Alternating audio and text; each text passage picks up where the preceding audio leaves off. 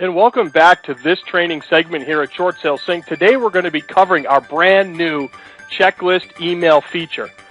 We all know that what takes so much time in a short sale or loan modification file is the collection of the docs. It is super important that we get all of the proper documents in a timely fashion in order to get it sent into the bank because of the fact there may be a foreclosure sale date or any number of reasons, really just to provide a good service to our client. So in our processing center, we're sitting there going, what do we spend the most time on? Getting all of the stuff from the seller, from the borrower, in all of the parties, which is why Short Sale Sync exists in the first place, and why it's so interactive, and why we spend so much time on our user interfaces just to make things easy. Okay? So today we have just added, all right, if you're watching this video a couple months from now, it wasn't today, but today being May 17th, when you enter your Documents tab and you click on Checklist, what the system will do when you switch it from a half a file to a short sale file loan mod, when it comes from a lead to a short sale loan mod or HAFA, it's going to automatically create the most relevant checklist based on the file type that you choose. Obviously, if you choose loan mod, we're not going to need a whole bunch of stuff from some realtors, okay, like listing agreements, etc., because the home isn't changing hands. It's not being sold. They're trying to retain the property. It may end up that way, but it's not that way now. So we've asked all of the industry experts, hey, what do we need for a HAFA file? Signed 4506T, signed RMA. It automatically makes this checklist. So when these things come in, you can just simply click the plus button. Okay? Now, there's all of these things that we're going to need from the seller of the home, okay, the borrower and the co-borrower, and also these things that we're going to need from the agents. All right? So you're like, okay, how do I tell people effectively and quickly what I need from them?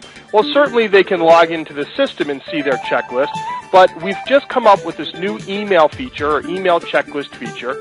You simply click the email checklist, choose which checklist you would like to send out. So if I want to send out the agent's checklist, okay, and I want to send that to the listing agent, I simply do that.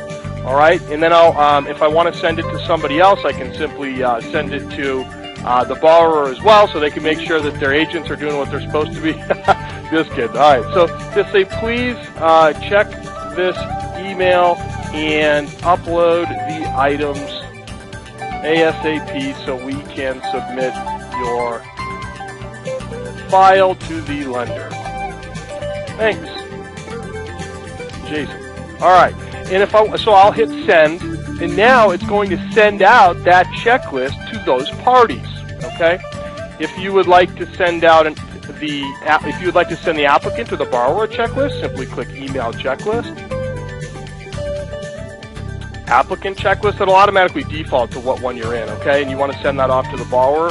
Please upload these items, etc., and send. Okay, so now those emails were just sent out. Let's take a minute and go over to our email and see what that looks like in the link that is given so that you can easily upload these things, or your users can quickly upload these things. When the email is received from the system, this is what the email looks like. You have pending checklist items that still need to be uploaded. Signed 4506, signed RMA, signed third-party authorization, bank statements, tax returns, pay stubs, quarterly profit and loss, mortgage coupon, recent miscellaneous income docs. Now these are the items that you set, or that were automatically set by the system on the checklist tab inside of Short Sale Sync.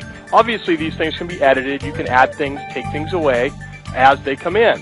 Okay, so this is what the seller would get, let's just pretend, and there's a link here.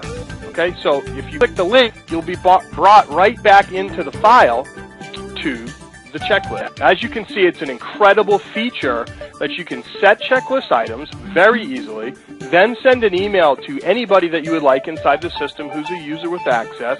They can click on the link and see what's missing, either in the email or in the system, and then they can upload all of the items to you by clicking the plus sign and browse, and then it's done. This will clear the checklist item so that the next time an email is sent, it will not ask for the same thing again.